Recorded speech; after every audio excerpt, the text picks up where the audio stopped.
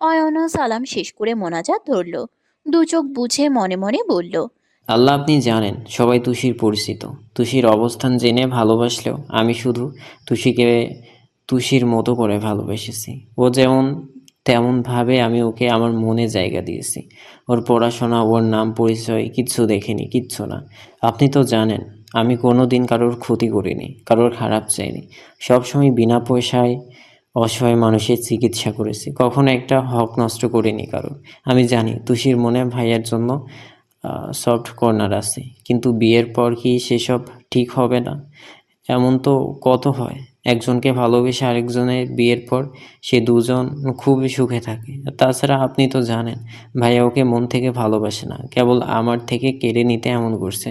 যাকে ও অবহেলায় ছুঁড়ে ফেলেছিল, কেউ একজন তাকে আগলে রাখতে চাইছে বলে ইগোতে লেগেছে ওর। আমার উদ্দেশ্য খারাপ নয়, আমি তুষিকে নিয়ে ভালো থাকতে চাই। আমাকে ফেরাবেন না আপনি। আমার তুষি আমার তুষিকে সুস্থ করে দিন। নামাজ শেষ করে দুই ভাই একই সাথে বাইরে এলো। দেখা হলো জুতো পরতে গিয়ে। মুখোমুখি তাকালো ওরা। অয়ন বিদ্রুপ করে বলল, কি চাই তুষিকে বুঝি? সার্থ খুব ঠান্ডা চোখে বলল। যে শুরু থেকে আমার, তাকে আর নতুন করে চাইবো কেন? অয়নের ব্যঙ্গাত্মক হাসিটা দপ করে নিভে গেল অমনি। সার্থ আর দাঁড়ালো না, চলে গেল করিডোরের দিকে। সেই পথে ক্ষুব্ধ চোখে চেয়ে রইল সে। রাত তখন অনেক। আইসিইউ এর সামনে বেশি মানুষ নেই। হঠাৎ ফোন বাজলো সার্থর।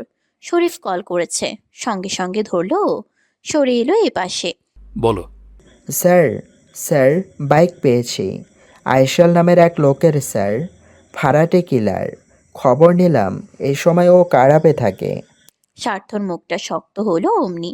আমি আসি, জিপ রেডি করো। ওকে ওকে স্যার। সার্থ ফোনের লাইন কেটে আইসিইউ এর দিকে চাইলো এক পল। অনুমতি ছাড়া ভেতরে ঢোকা বারণ। তাও সতর্ক চোখে আশপাশ দেখল সে। হসপিটাল কর্তৃপক্ষের কেউ নেই এখন। অমনিও চট করে দরজা ঠেলে ঢুকে গেল ভেতরে। জামিল দেখল ব্যাপারটা। সহসা চোখ বড় করে ফেলল। পরপর তাকালো অয়নের দিকে। দরজা নড়ছে। অয়ন যে ওদিকে ফিরতে যাবে, ও তাড়াহুড়ো করে ওর ঘাড় ধরে সামনে ঘুরিয়ে বলল, অয়ন, ওই ওই দেখো। সামনের দেওয়ালে। ইশারা করলো জামিল।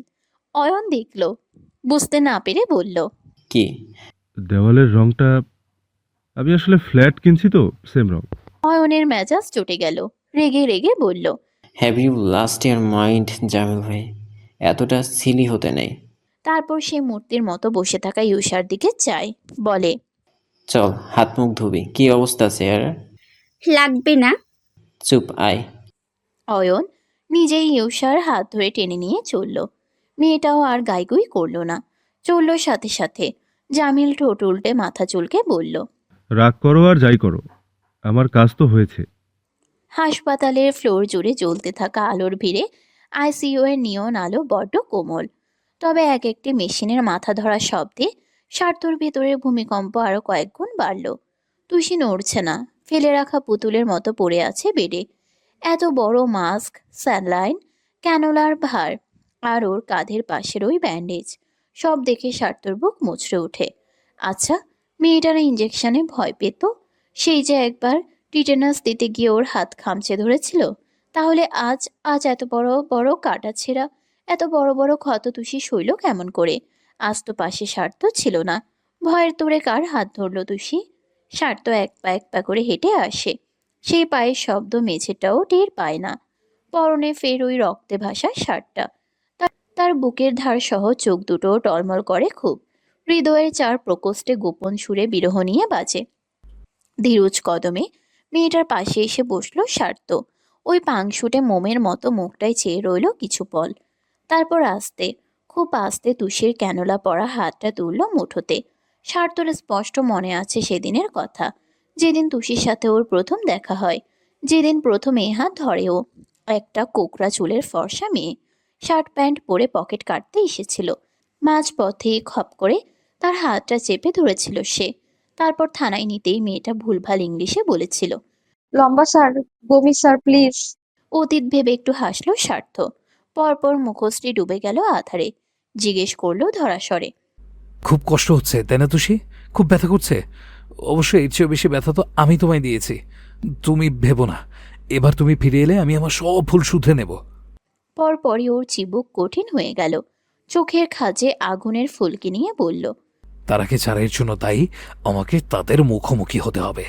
খোদার কসম করে বলছি, ওদের না ধরা অবধি আমি তোমার এই রক্তমাখা শার্ট শরীর থেকে আলাদা করব না। স্বার্থ উঠে দাঁড়ালো। তুষির এক হাত মুঠোয় রেখেই ঝুঁকি নিয়ে নিবিড় ছোঁয়ায় হাত বুলালো ওর মাথায়। পরপর আরো নিচু হয়ে দুটো নরম ঠোঁটের স্পর্শ রাখলো কপালে। সরে আসতে চেয়েও থামলো। মিয়েলি অসুস্থ মুখটায় চেয়ে রইল কিছু পল। পরপর এক নিঃশ্বাসে আওড়ালো, সেনারিটা, আই লাভ ইউ। ভুতুড়ে মাঝরাত। নারায়ণগঞ্জ এক ঘুমন্তপুরী এখন। চারপাশে উঁচু প্রাচীর দিয়ে ঘেরা একটা সাদা রঙের পুরনো ফার্ম হাউসের ভেতর কেবল একটি আলো জ্বলছে। সাবেক এমপি রুস্তমের খুব কাছের বন্ধু সরোয়ার হোসেনের ব্যক্তিগত ফার্ম হাউস এটা, যা পড়েছিল প্রায় বহুদিন যাবৎ। জেল থেকে পালানোর পর রুহান এখানেই থাকছে আপাতত। সাথে আছে ৫-৬ জনের মতো সাঙ্গপাঙ্গর দল। রাত এখন অনেক, তবে ঘুমোয়নি কেউ। মদের বোতল আর সিগারেটের আসরের সাথে জুয়া নিয়ে বসেছে সকলে। রুহান ফোনে কথা বলছিল। ও পাশে রুস্তম স্বয়ং। ছেলেকে ধমকাচ্ছেন তিনি। স্বার্থের উপর এই মুহূর্তে হামলা করতে উনার বিশদ নিষেধাজ্ঞা ছিল, কিন্তু ছেলে শোনেনি। অন্ধ হয়ে গেছে প্রতিশোধের নেশায়। বাবা ছেলের বাক বিতণ্ডা অনেকক্ষণ চলছে এ নিয়ে। এদিকে একটা কালো রঙের মাইক্রোবাস নিয়ে সেই ফার্ম হাউস থেকে প্রায় ১ কিলোমিটার দূরে এসে ব্রেক কষল স্বার্থ। পেছনে আরও একটি মাইক্রোবাস আছে। দেখা দেখি থামলো সেটাও। স্যার, কি হয়েছে? নামো। বলতে বলতে স্বার্থ নিজেই নামলো আগে। শরীফ নেমে এলেন দ্বিধাদ্বন্দ্ব সমেত। ও পাশের বাকিরাও নামলো। প্রত্যেকের পরনে সিভিল ড্রেস। স্বার্থ বলল, আমরা এখান থেকে হেঁটে যাব, যেভাবে যতটা দ্রুত পারি ঠিক ততটা। তবে হ্যাঁ, বি অ্যাওয়্যার যে আমাদের যাওয়ার খবর ওদের কানে যেন কোনোভাবেই না পৌঁছায়। Is it clear? একই সাথে ঘাড় নাড়ল সকলে। Okay sir. ফার্ম হাউসের গেটে দুজন লোক পাহারা দিচ্ছেন। চাঁদের আলোর সাথে গেটের সফেদ বাল্বের আলোতে দেখা যাচ্ছে তাদের। স্বার্থ সামনে ছিল, থেমে গেল তুরন্ত। কণ্ঠ চেপে বলল, দাঁড়াও শরীফ। কেন স্যার, আবার কি হলো? স্বার্থ চোখ দিয়ে ইশারা করলো ওদিকে। সাগর বলল, স্যার, পাটাপাটি গুলি চালিয়ে দেব, ভেগে যাবে। দুজন তো আর আমাদের এতজনের সাথে পাবে না। হুম, ওদের পেছনে সময় নষ্ট করতে গেলে ভেতরে বাকিরা সতর্ক হয়ে যাবে। বাড়ির পেছন থেকে যদি পালানোর কোনো পথ থাকে, তীরে এসে তরি ডুবতে দেওয়া যাবে না। আমাদের এমনভাবে যেতে হবে যাতে সাপ মরবে, লাঠিও ভাঙবে না। শরীফ শুধালেন, তাহলে কি করব স্যার? সব যদি আমি বলি তুমি এসআই হয়েছে কি করতে? ওদের গেট থেকে সরানোর ব্যবস্থা করো। শরীফ মাথা চুলকালেন। তার ঘটে বুদ্ধি আসছে না। আপাতত সব দুশ্চিন্তাই ছিঁড়ে খুঁড়ে যাচ্ছে। অনেক কাঠখোড়ার স্বার্থর বুদ্ধির মার পেছে এই ফার্ম হাউস অবধি এসেছেন ওনারা। কিন্তু ভেতরে কতজন আছে কে জানে। সাথে বোমা টোমাও থাকতে পারে। যদি সবাইকে উড়িয়ে দেয়, ইস, বউ বাচ্চার মুখ আর দেখা হবে না তাহলে। শরীফের এই ভাবনায় বুধ স্বভাবে স্বার্থ বিরক্ত হলো। মেজাজ চটে গেল তার। কিন্তু এই মুহূর্তে চোটপাট দেখালে চলবে না। পিছু ফিরে ঘাড় নেড়ে সাগরকে ইশারা দিয়ে বোঝালো কিছু। মাথা নাড়ল সে। সাথে আরেকজন নিয়ে দেওয়ালের ওই পাশে চলল। বাকিরা দাঁড়িয়ে রইল অন্ধকারের আড়ালে। সাগর একটা বড় ইট তুলে পাঁচিল ছাপিয়ে ছুঁড়ে মারল ভেতরে। সিমেন্টের উঠোনে ধূপ করে পড়ে বেশ শব্দ করল সেটা। অমনি গার্ড দুজন নড়ে চড়ে উঠলেন। এক বল দেখলেন একে অন্যকে। কেউ পাঁচিল টপকে ঢুকেছে ভেবেই ক্রস্ত বন্দুক নিয়ে ছুটলেন সেদিকে। মোটা গাছের আড়ালে দাঁড়িয়ে থাকা শরীফ বুক ফুলিয়ে হাসলেন অমনি। ফিসফিস করে বললেন, mind blowing sir, mind blowing. ঘরটা মদ সিগারেটের উৎকো গন্ধে ভরা। হাসাহাসি আর হইচইয়ে সরব পরিবেশ। রুহান কথা শেষ করে এসে বসল। মুখটা কালো দেখে আসাদ বলল, চিন্তা হইতাছে রে। পুলিশ মরে নাই, দেখো। তার মৌনতা উত্তর বুঝিয়ে দেয়। কবির বলে, আরে ভাই, এত ভাইবেন না। আজ মরে নাই, কাল মরবো। আমাগো হাত দিয়ে বাঁচবো কয়দিন। আসাদ সাই মেলায় বলে, নেহাত আপনি মানা করলেন, না হলে আমরা যাইতাম ওর কাম তামা করতাম। আপনারে যে কিসে এত ডর করে কে জানে। রুহান খিটমিট করে বলল, চুপ, অজাতের দল। তোরা কি ওরা হালকা ভাবতেছস? ওই হারামজাদারে গোতা খাইছস তোরা? আমি খাইছি। হারামির বাচ্চায় আমার পেটের নাড়ি ভুড়ি পর্যন্ত নাড়াই ফালাইছিল। আর আব্বাই তো পাঠাইছিল তোগো। পারছিলি কিছু করতে? পুলিশের খাও খাইছোস? আবার কোন মাইয়ারও মায়ের খাইয়া ভাইগা এলি? অযাত্রা আবার আমার কথা শোনায়। অমনি মুখটা ছোট করে ফেললো ওরা। তবে আসাদের গায়ে লাগলো বেশি। সেদিন একটুর জন্যেও পুলিশের পিঠে ছুরি গেঁথে দিতে পারেনি। কোত্থেকে এক শার্ট প্যান্ট পরা জংলি মেয়ে এসে বাঁচিয়ে দিয়েছিল। আবার কি করলো? এমন লাথি মারলো ওকে? রুহান কটমট করে বলল, ওই শুয়ারের বাচ্চারে তো আমি মারমই। ওরে না মারতে পারলে আমার শান্তি হইব না। 4 মাস জেল খাটছি ওর লাইগা। ভিতরে কোনো সুবিধাও পাইতে দেয় নাই। একটা বিড়ি পর্যন্ত খাইতে পারি নাই। ওই আব্বার পজিশন খাইছে, সব খাইছে আমাগো। ওরে আমি শান্তিতে বাঁচতে দিব না। কবির বলল, ওর বাড়িটা বোমা দিয়া উড়াইলে হইতো না? তোরে চুপ থাকতে কইছি। পুলিশের পুরো গোষ্ঠী মায়েরা আমাগো উঠাবি তুই। আব্বা এখন এমপি নাই, চাচাই কইছে এইসবে জড়াইতে পারবো না। আমাগো বাঁচাবো কেডা? পুলিশ বাপ মা সহ ওপেন মারলে প্রশাসন আরও খেপব। পরে কেস ফায়ারে মরমু আমরা। ওরে একারে মারতে হবে চুপে, যাতে লোক টের পাইলেও প্রমাণ না পায়। যাজ্ঞা নতুন প্ল্যান বাইর করতে হইব। আপাতত গায়ে এনার্জি দরকার। মাইয়া এইটা তেরা, কথা শোনে না। করতে আনছোস? আসাদ মিনমিন করে বলল, বেশি দূর যাইতে পারি নাই, তো রাস্তা পাইছি, লাইয়া আইছি।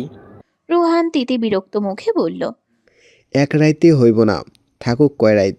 তাহলে তো টাকা পারবো। টেকা দিব কেডা? বাচ্চা থাকে কিনা আগে দেখ। সবাই খ্যাক খ্যাক করে হেসে উঠল। রুহান পৈশাচিক দম্ভ নিয়ে চলে গেল ভেতরের ঘরে। বেশ কিছু সময় কাটলো। তারপর আচমকা এক বিকট শব্দ ছড়িয়ে পড়ল বাতাসে। ঝলক তোলা বিদ্যুতের ছলকানি দরজার কাঠ চিরে ফিনকি দিয়ে ভেতরে ছুটে এলো। ওই আওয়াজে কান জমে গেল সবার। ধরফর করে ফিরল ওরা। একটা প্রকাণ্ড গুলির তোড়ে সদর দরজার লক ফেটে গেছে। খসে পড়ে গেছে এক পাশের কাঠ। বাকি দাঁড়িয়ে থাকা কাঠটায় দরপা তুলে এক লাথি মারল স্বার্থ। বিশাল শক্ত কাঠ অদ্ভুত আর্তনাদের সাথে আশ্রে পড়ল ঘরের ভেতরে। সাথে বোম পড়ল কবিরদের মাথায়। এত পুলিশ একসাথে দেখে ভরকে গেল সবাই। নড়ার আগেই কতগুলো বন্দুক তাক হয়। শরীফ বলেন, নড়লেই গুলি করে দেব। পুলিশের লোকজন এগোয়। সাথে পিছিয়ে যায় ওরা। আশা তার চোখে এক পল সোফা নিচটাই দেখে। ওখানে ওদের অস্ত্র শস্ত্র রাখা। পাটা নাড়িয়ে একটা তোলার চেষ্টা করলো। দুম করে সেখানে শুট করলো স্বার্থ। একদম আঙ্গুলে গিয়ে বুলেটটা গেঁথে গেল ওর। আসাদ ব্যথায় যন্ত্রণায় পা ধরে বসে পড়ল অমনি। আতকে উঠল পাখিরা। ওর দিকে যখন সবার মনোযোগ চলে যায়, সেই ফাঁকে কবিররা ধরফর করে ছুট লাগায় ফার্ম হাউসের বাম দিকের দরজার দিকে। শরীফ সহ বাকি পুলিশরাও পেছনে ছুটলেন অমনি। সাগর বলল, একটাও জন্য পালাতে না পারে, কয়টাকে ধরতে হবে?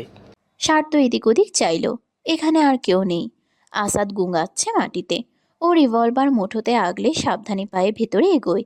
এক একটা ঘর পেরিয়ে সতর্কভাবে দেখে নেয় চারিপাশ।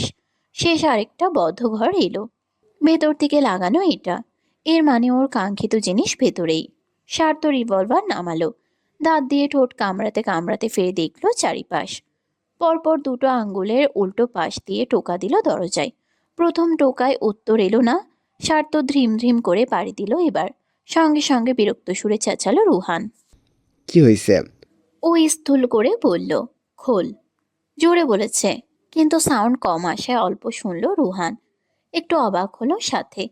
দলের কেউ এভাবে কথা বলে না, নাকি ভুল শুনল। এই রুম সাউন্ড প্রুফ বলা যায়। বাইরের আওয়াজ তেমন আসে না। সরোয়ার এখানে এসে আরাম আয়েশ করতেন এক সময়। সেই হিসেবে খুব সাহেবিভাবে বানানো। কিন্তু এখন দেশের বাইরে থাকায় ওনার কাজে লাগে না। রুহান মেয়েটাকে ছাড়ল।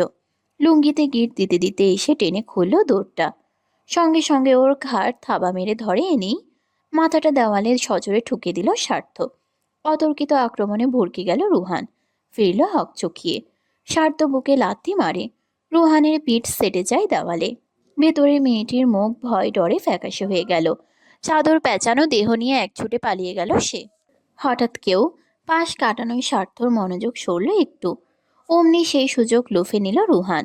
ঝড়ের বেগে সদরের দিকে ছুটল সে। চিতার গতিতে স্বার্থ ধাওয়া করলো পেছনে। কিন্তু দলবল রেখে যাওয়া ঘরে এসে রুহান কাউকেই পেল না। সেই বোতল, আত খাওয়া সিগারেট আর জুয়ার তাস পড়ে আছে মেঝেতে। ও বুঝল পালিয়েছে সব। কিন্তু এই পুলিশ এখানে কিভাবে এলো? এটা এমন জায়গা যেখানে নেটওয়ার্কও ভালো কাজ করে না। তারা হতভম্বতার মাঝেই স্বার্থ উড়ন্ত অস্ত্রের মতো এসে পিঠে লাথি মারল। থুপড়ে মেঝেতে পড়ে গেল রুহান। ব্যথায় অবশ হলো শরীরটা। স্বার্থ এগোতে নেয়। ফোনে কল বাজলো তক্ষুনি। ভাবলো ধরবে না, কিন্তু মনে পড়ল জামিলের কথা। ও বলেছিল তুষির খবর জানাবে আজ। তুরন্ত তাড়াহুড়ো করে পকেট থেকে ফোন বার করলো ছেলেটা। জামিলি কল করেছে। রিসিভ করতেই হড়বড়িয়ে বলল, স্বার্থ, স্বার্থ, তুষি। নামটা শুনে স্বার্থর বুক শুকিয়ে যায়। মাঝপথেই উৎকণ্ঠিত হয়ে বলে, তুষি, কি হয়েছে? পরের টুকু আর শোনা হলো না। পূর্বেই পেছন থেকে পিঠের মাঝে তেরছা ভাবে রাম দাদিয়ে এক কোপ দিল রুহান। শার্ট ছিঁড়ে ত্বক ফেটে সেই ঘা বসে গেল ঠিক হাড়ের কাছে। দুম করে স্বার্থর হাত থেকে ফোনটা ছিটকে পড়ে গেল কোথাও। টুকরো হয়ে গেল স্ক্রিনের কাজ। স্বার্থর বলিষ্ঠ শরীরের সাথে মাথাটাও সামনে ঝুঁকে এলো একটু। দুদণ্ড থমকালো শ্বাস। ঘুরে পেছনে চাইতেই সহসা দায়ের দ্বিতীয় কোপটা বুকে বসিয়ে দিল রুহান। ফিনকি দিয়ে স্বার্থর তাজা রক্ত দেওয়ালে ছিটকে পড়ল। তুষির রক্তে শুকনো শার্টটা এবার পেল আরেক নতুন রক্তের স্বাদ। গল গল করে মেঝেতে পড়ল কতক। স্বার্থর পা হুড়কে যায়। টালমাটাল হয়ে আসে দাঁড়িয়ে থাকার শক্তি। চোখ দুটোতে নামে ঘোর অমানিসার ছাপ। রুহান বিড়বিড় করে বলল, অনেক জ্বালাইছোস আমারে, অনেক ভোগাইছোস। তোরে না মায়েরা শান্তি হইতো না। আইজ তোর মরণ আমার হাতে। স্বার্থর শরীরটা টলছিল। প্রচণ্ড হাওয়ায় একটা চারা গাছ যেমন এপাশ ওপাশ করে পা দুটো দুলছিল তেমন। রক্তিম চোখে জল। রুহান যখনই মাথা বরাবর কোপ দিতে দাঁত তুলল, খপ করে এক হাতে ওর কবজি ধরে ফেলল সে। আরেক হাত দিয়ে রুহানের গলা চেপে ধরল। হাত থেকে দাটা পড়ে গেল তার। চোখ উল্টে যাওয়ার মাঝেই স্বার্থ দানবীয় লাথিটা ফের বসালো ওর দুই পায়ের মাঝে। জননাঙ্গে এক নিষ্ঠুর ঘায়ে ছিটকে লড়িয়ে পড়ল রুহান। স্বার্থ আজ আর ভাবল না, না নিজেকে নিয়ে, না নিয়ম নীতি। শুধু মনে হলো একটা ভাইরাসকে, একটা পশুকে তার দাহ করা উচিত। না হলে এর বিষ ছড়িয়ে পড়বে চারিপাশে। আরো অনেক মেয়ে রেপড হবে। আরো অনেক মানুষ খুন হবে। তুরন্ত তুরন্ত রিভলভারটা তুলেই ঠিক ওর কপালের মাঝখানে শুট করলো স্বার্থ। রুহানের চোখ দুটো থমকে যায়। থমকায় ছটফটানো শরীরটা। আটকে থাকা বাতাসের মতো দুপল থেমে ওখানেই নিঃশ্বাস ছেড়ে দিল সে। কপাল ফুটো করে গেড়ে যাওয়া বুলেটের ক্ষত থেকে তখনও ধোঁয়া বের হচ্ছে। একটা জানোয়ারের রীতি ঘটলেও স্বার্থর গোটা পৃথিবীটা দুলছে তখন। বুক পিঠ থেকে ঝর্ণার মতো চুয়ে পড়া রক্তে পা ফসকে যাচ্ছে বারেবার। চোখের সামনে অন্ধকার নেমে আসছে। অথচ স্বার্থ নিজেকে শক্ত রাখতে চাইলো ঠিক থাকতে। উদ্ভ্রান্তের ন্যায় চারপাশে দেখলো একবার। কোথায় পড়লো ফোনটা? তুষির খবর নিতে হবে না? কিন্তু আবছা জড়ানো দৃষ্টি ছাপিয়েও কিচ্ছু খুঁজে পেল না। বরং দুষ্কর হলো দাঁড়িয়ে থাকা। কোত্থেকে যেন এসে ধরফর করে ধরে ফেললেন শরীফ।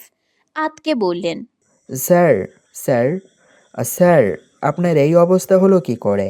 স্বার্থ শ্বাস টানছে। প্রতিটি শ্বাস যেন ফুসফুস চিরে নেওয়া করাতের ঘা। চোখ দুটো রক্তের মতো লাল। কোনো রকম বলল। ফোন। শরীফ দিশা হারিয়ে ফেললেন। স্বার্থর শরীর থেকে জলের মতো রক্ত পড়ছে। ভেসে যাচ্ছে সব। উনি উদ্বেগ নিয়ে চেঁচালেন। স্বার্থর গলার তেজ কমল না। বিড়বিড় করে বলল, সাগর, সাগর, এদিকে এসো। আমার যাই হোক না কেন, খবর যেন বাড়িতে না যায়। This is my order. Sagar ওরা ছুটে এলো। সবাই মিলে তুলল স্বার্থর নিস্তেজ হতে চাওয়া দেহ। একটা মাইক্রোবাসে আসামির বাকিদের তোলা হয়েছে। বাকি একটার পেছনের লম্বা সিটে স্বার্থকে শুয়ে দিল ওরা। শরীফ স্বার্থর মাথা কোলে নিয়ে বসলেন। হাতের তালু ডলতে ডলতে অস্থির হয়ে বললেন, আপনার কিছু হবে না স্যার, কিচ্ছু হবে না আপনার। স্বার্থ দম টেনে টুনে ওই একই কথা বলল। কাউকে কিচ্ছু বলো না। বলবো না স্যার, বলবো না। তারপর সাই সাই করে ছুটল সেই গাড়ি। স্বার্থ টের পেল এই যন্ত্রণা আরো তীব্র হচ্ছে। রক্ত পড়তে পড়তে হয়তো চুপসে আসছে ওর ভেতরটা। আস্তে ধীরে নিঃশ্বাস হচ্ছে ওর ফুসফুসের গতি। তার পুরুষালী হৃদস্পন্দন যখন ধীরে ধীরে কমছিল, শহরের বুকে কোনো আইসিইউতে শুয়ে থাকা আরেক তরুণীর হৃদস্পন্দন ফিরছিল সে সময়। স্বার্থ যখন প্রচণ্ড ব্যথার কাছে আস্তে ধীরে হার মেনে নেয়, তখন জাদুর মতো একটা একটা করে আঙ্গুল নাড়ল তুষি। নড়ল তার বন্ধ চোখের পাতা। স্বার্থর লাল চোখের কার্নিশ ছুঁয়ে এক ফোঁটা জল গড়িয়ে পড়ল। আর পারল না চেয়ে থাকতে। খুব ক্লান্তের ন্যায় চোখ জোড়া বুঝে নিল সে। এক ঝটকা হাওয়ায় ফিসফিসিয়ে আওড়ালো। তুষি! চোখ মেলে চাইল তুষি। লম্বা নিঃশ্বাস গলিয়ে প্রায় 4 দিন পর দেখল এই ধরনের মুখ। তার চোখের নরম দেখে নার্স ছুটলেন বাইরে। তুষির কানে স্পষ্ট আওয়াজ এলো। পেশেন্টের জ্ঞান ফিরেছে কথাটা। ধীরে ধীরে গোটা কক্ষে চোখ বোলায় সে। ঝাপসা ঝাপসা দেখতে পায় সব। খুব আস্তে আস্তে আরো স্পষ্ট হলো তা। অবচেতন মলিন মুখে প্রথমেই তুষি খুঁজে বেড়ালো প্রিয়সী মুখ। বিটকেল, ওর বিটকেল। তুষিকে কেবিনে শিফট করার ঘন্টাখানেক গিয়েছে। আপাতত সংখ্যা মুক্ত সে। এক একজন আসছেন দেখছেন, ঝুড়ি ভর্তি ফলমূল আনছেন সাথে। রেহিনুমা হাসনা দুজনেই কান্নাকাটি সেরেছেন একচোট। ইউসার তো গলায় বসে গেছে, চোখ মুখ ঢুলু ঢুলু এখনো। বিকেল নাগাদ কেবিনে সবাই ছিল, শৌকত থেকে রোকসানা সকলেই। এমনকি আইরিনও এসেছিল দেখতে। কিছু বলেনি, দূরে দাঁড়িয়ে এক পল দেখেছে, মুখ ফিরিয়ে চলে গেছে আবার। থাকেনি বেশিক্ষণ। অয়ন উসখুস করে বারবার কেবিনে আসা যাওয়া করছে। তুষির আশেপাশে এত মানুষ, এক দণ্ড কথা বলার ফুরসত নেই। শুধু দরজায় দাঁড়িয়ে একবার দেখছে, ফিরে যাচ্ছে আবার। ছেলেটার এসব ব্যাকুলতা বুঝতে পারে ইউষা, কিন্তু আজও সে ঠোঁট টিপে রয়, দুঃখে বাদ দেয়, বলে না কিছু। সুস্থ হওয়ার পর এত মানুষ এলো গেল, কত ভালো ভালো কথা বলে কত আদর করলো সবাই।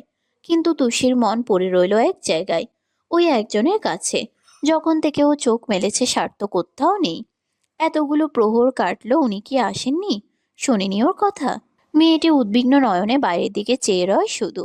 যখনই দরজা খুলে কেউ আসে তাকায় আকুল চোখে। বেআকুল হয়ে ভাবে এই বুঝি ফিরল সে, এ বুঝি মনে তৃষ্ণা মিটিয়ে মানুষটাকে দেখবেও।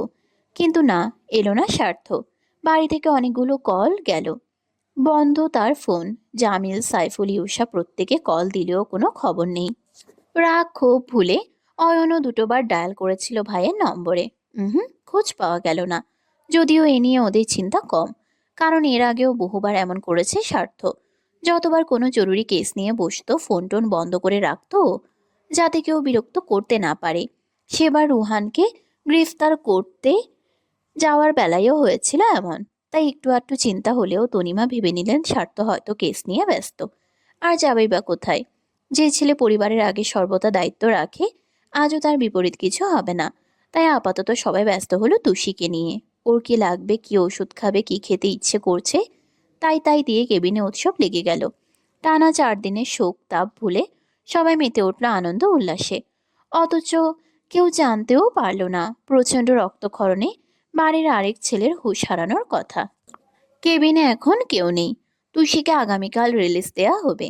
ডাক্তার নার্স বারবার ধন্য ধন্য করছেন ওর এই জ্ঞান ফেরা নিয়ে। এরকম বুলেট থ্রোয়িং কেসে মানুষের বাঁচার সম্ভাবনা কম। তুষির ভাগ্য ভালো, সে বাকি 60% লোকের ভিড়ে পড়েনি, ফিরে এসেছে সতেজ রূপে। নার্স তো বলেই ফেললেন। নিশ্চয়ই আপনার জন্য কেউ নিজের সবটুকু দিয়ে দোয়া করেছিল।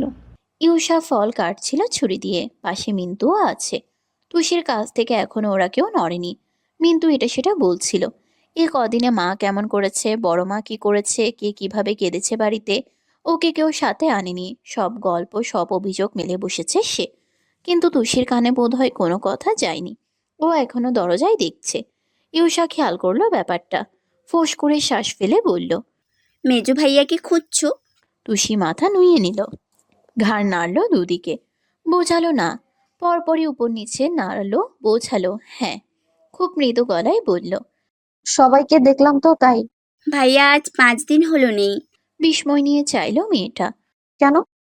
জানি না, জামিল ভাইয়ার কাছে শুনলাম শেষ যখন কথা হয় তখন কাজে আটকে আছে বলেছিল, আর এখন ফোনেও বন্ধ। তুষি উদ্বেগ নিয়ে বলল। ফোন বন্ধ? কোনো বিপদ হলো না তো? মিন্তু বলল, আরে না না, ভাইয়ার কাছে নতুন কেস টেস এলে এরকম করে। বড় মা বারবার ফোন করে তো, আবার সাংবাদিকরা ফোন টোন করে ওসবের জন্য, আবার সাইলেন্ট করেও রেখে দেয়। তুষি উষার দিকে তাকায়। সে মাথা নেড়ে সাই বোঝালো মিন্তুর কথা ঠিক। ও জিজ্ঞেস করলো, কখন গিয়েছেন? তোমাকে আইসিইউতে শিফট করার দিন। আর আসেননি একবারও না? দীর্ঘশ্বাস ফেলে মাথা নাড়ল ইউষা। তোমাদের কাউকে ফোনও করেনি? আমার ফোন বাড়িতে ছিল, বাবা অয়ন ভাই দুজনেই বলেছেন কারোর সাথে কথা হয়নি। জামিল ভাইকে শুধু শেষ কাজের কথা জানিয়েছিল, এরপর আর খবর নেই। তুষির ফাঁকা বুকের সাথে মুখখানাও কালো হয়ে গেল। যতটা কালোর মাঝে আর কোনো আলো থাকে না ততটা, ঠিক ততটা আধারে ডুবে গেল সেও।